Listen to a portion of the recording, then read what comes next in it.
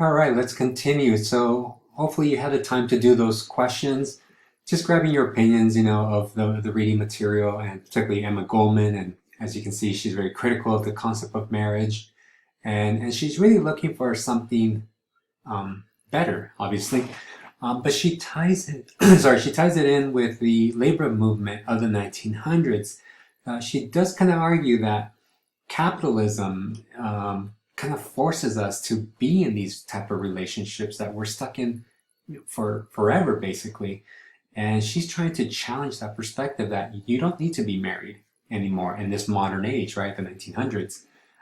So this is something that some of you might have come up with in your own personal life and say, yeah, I don't want to ever get married, and think that you're some kind of groundbreaker. And we find no, this was happening back in the 1900s too, and probably other ages too. So there, Emma Goldman is kind of advocating for this concept that's called free love. And free love definitely comes from Europe, right? Some of these people are immigrants, and we see a lot of socialism and communism in some of these movements, which derive from Europe.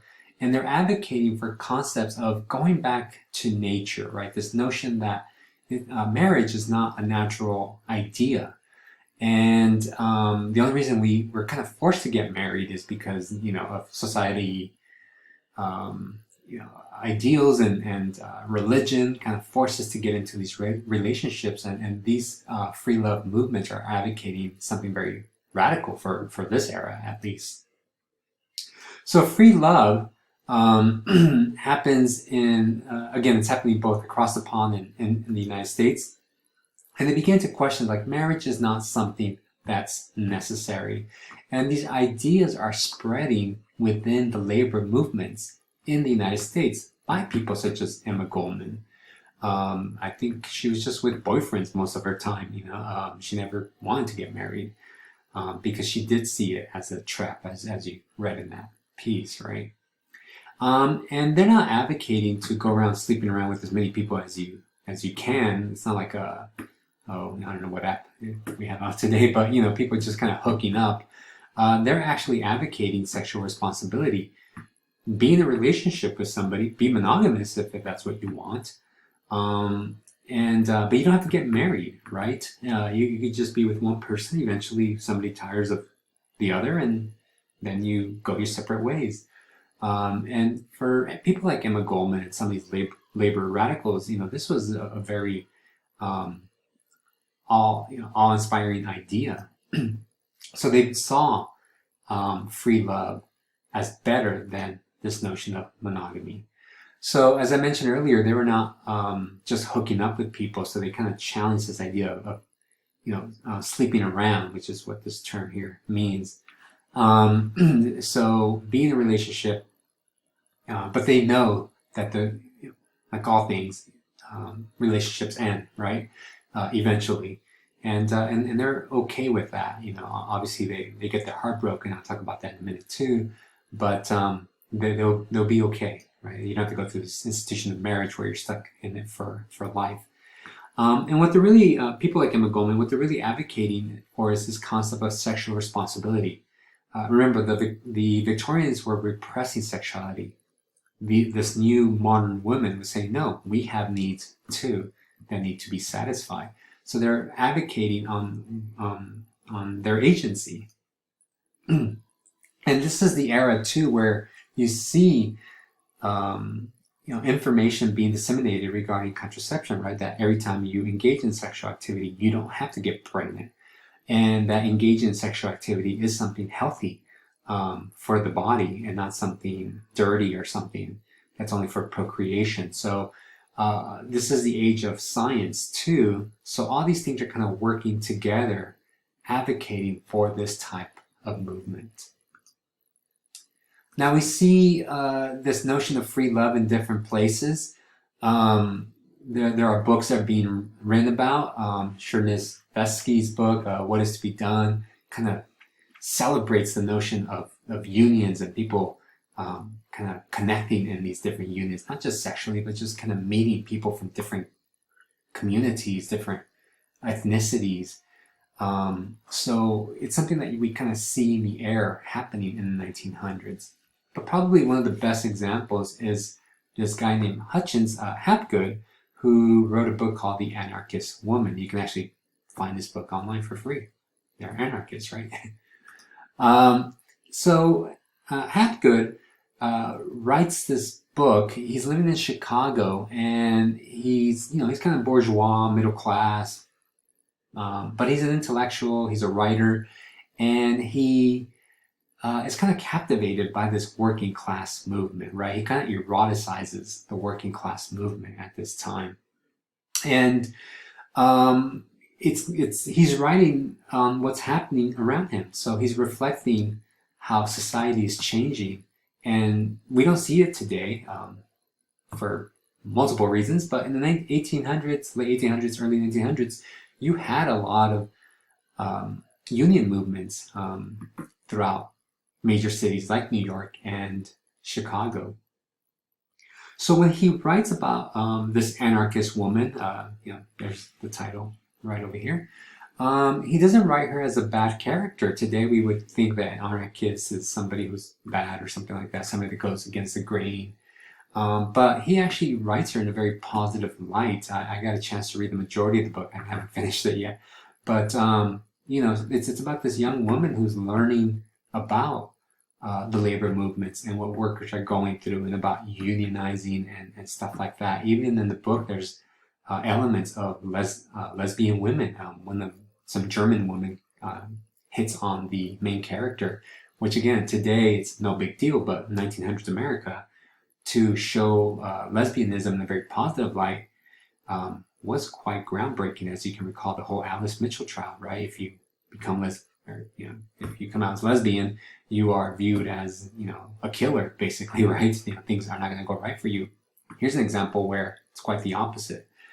Being a lesbian is something good. And what happens in this story is that Hapgood, after he writes his book, he kind of falls into it, right? It's kind of like the expression, right? Going native. He ends up dropping his wife, divorcing his wife, and starts joining this movement, and just kind of lives it up. Even though he's not part of this working class, he really enjoys that kind of lifestyle and writing about them too. So this literature and other kind of sources that we have, we find that these radical, I guess what we call today radical union organizers and participants are talking about sexuality quite open compared to the Victorians, who are supposed to repress their sexuality. They're actually writing letters to each other. Sometimes they get dumped, right? The reality of life, and they hurt like everybody else. So one historian has kind of read many of their letters, and he uses this term called confessionalism, where women are writing to other women to talk about what they're feeling in regards to these breakups that they're going through, about these affairs that they went through and they had. And that's why I labeled this like talking sex, because they're actually talking about sexuality. And for many of these women, unlike the Victorians who are supposed to repress it, they find talking about sex is very therapeutic. So it's not like they're kind of Playboy letters or anything like that, but they're talking about different things about what they're feeling when they get dumped, and what they're feeling when they're enjoying these relationships. I don't want to get too graphic, but these letters reflect this kind of modern generation at this time. So again, it's very progressive for that period. So what happens, so what do we learn about this kind of free love movement? Well, it definitely makes women into positive agents, right, of particularly controlling their sexuality, which is something they never had before. Those middle-class bourgeois women were all about, women not having sexual desires. These working-class women are saying, no, we do, and it's okay to engage in this act. Particularly if you're safe about it. Again, they're about being in a monogamous relationship, not marriage, but monogamous, and engage in sexual activity. So they were challenging kind of these middle-class Victorian sensibility. So it was quite impressive during the turn of the century how these women were representing the modern woman. And as I stated in the previous lecture, that it did represent this new age for women. And we see that with the Coney Island article, if you can recall, right? These women are having fun, they're kissing, they're petting out in the rides and things like that. But this particular example is tied more to working class culture. Again, these people are all adults. So what happens to free love? And again, it was radical, it was exciting to be part of this movement. Well, like anything in America, right? It gets co-opted by different groups, and particularly groups that are looking for ways to make money. So by the 1920s, this free love movement basically becomes commercialized and becomes this kind of flapper culture, right? And it has no notion of feminism anymore, but rather becomes a product. And even though a lot of people like the 1920s because of the flapper and, yeah, I would be out there drinking and smoking and all that type of stuff, the reality is that flapper ideal actually emerges with this working class movement.